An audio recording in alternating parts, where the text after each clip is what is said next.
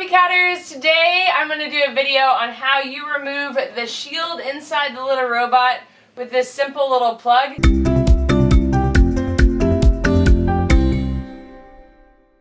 But I'm going to kill two birds with one stone. I'm going to clean it, then I'm going to take out the shield. So in order to do that, I need to first empty the contents inside the little robot. So you just hit the empty button on the machine itself. And I'm going to go ahead and clean the ramp too. The ramp has been great about collecting extra litter. So I just dump that in there and then we'll clean that as well. So this will drop below and then we'll have better access to take it apart and not have to deal with litter on top of it. And we're going to go ahead and do that outside, so we'll see you there. So this is the part that we're going to remove, this shield here. And the reason this all came about is that we've had our little robot for over 2.5 years now, and a reader wrote and said, I've got a problem, or somebody on YouTube maybe mentioned it, where their cat was pulling on the shield to cover up their business. And that's when I found out that the shield isn't necessary. So I'm gonna go ahead and have it removed. So first and foremost, to undo the litter robot globe from the base, you take off this part, and this part cannot be exposed to anything that involves water or liquid because of the electronics. And then you can remove the globe from the base, and again the base also, it can be vacuumed and wiped down, but it can't be soaked in water. The globe is the only thing that can be soaked in water, and honestly it's the only thing that really needs to be, because of its exposure to feces and urine.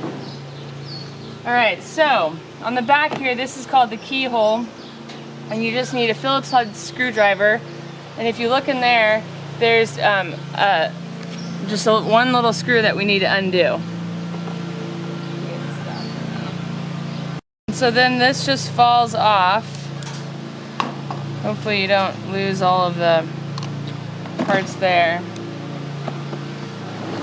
This is my first time doing this, so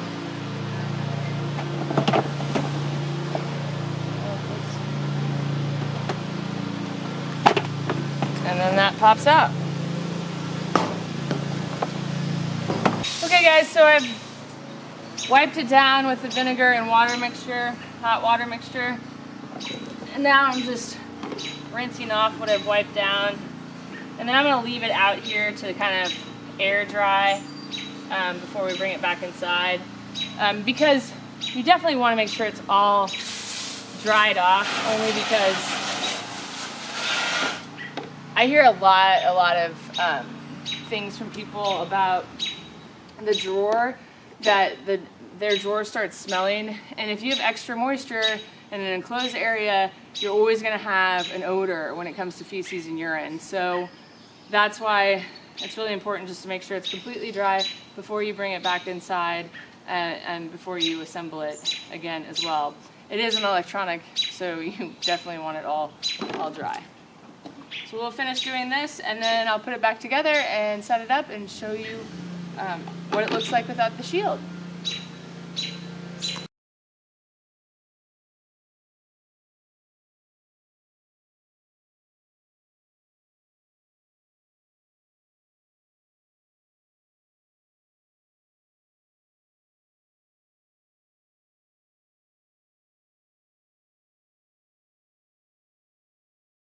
Alright, there it is, put all back together, the shield removed, and then I'm going to go ahead and show you that little plug. If you can see straight through, there's that hole in the back where the shield once was.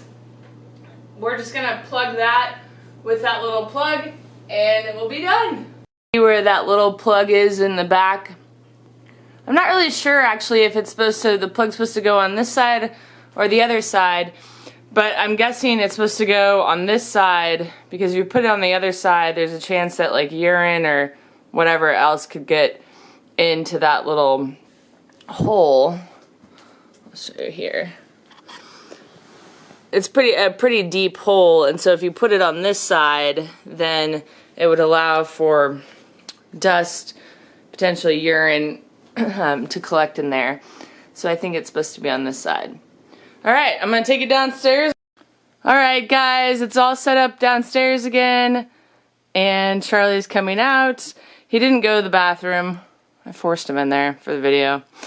So, when you guys saw me putting it together, it won't take as long as if you don't have this fence accessory, which is this plastic piece that goes over the rubber part.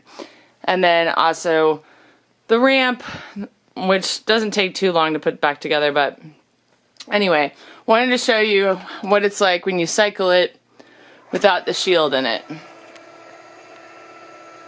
It's kind of a nicer flow because the shield isn't moving on the inside.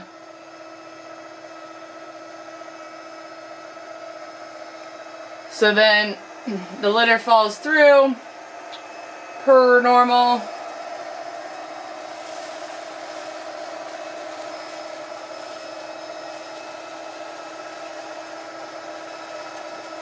And then if Charlie had gone to the bathroom, then that clump or that dump would fall into this hole right here. And thank goodness he didn't, because I just remembered that I forgot to put a litter liner in the drawer below. So that's pretty important. Otherwise I'm going to be cleaning up that drawer again. There are some pieces and parts that went down there, so I'll just throw them back into one of our other litter boxes. And that is also why I took the time to clean the whole thing, or to let it air dry and everything, because I do have the additional litter boxes that they can choose from. Alright guys, please share in the comments below if you have a litter robot and how you like it, how often you clean it, what do you think about the shield. Do you think that you might get this plug instead in the back, that little right there, that plug. If you are looking to buy a litter robot, you can use our affiliate link, which will save you $25 off the purchase of a litter robot. I'll include that in the about section and hopefully the comments as well. Sometimes I forget it in the comments, so remind me. Thanks so much for watching, and we'll see you next time.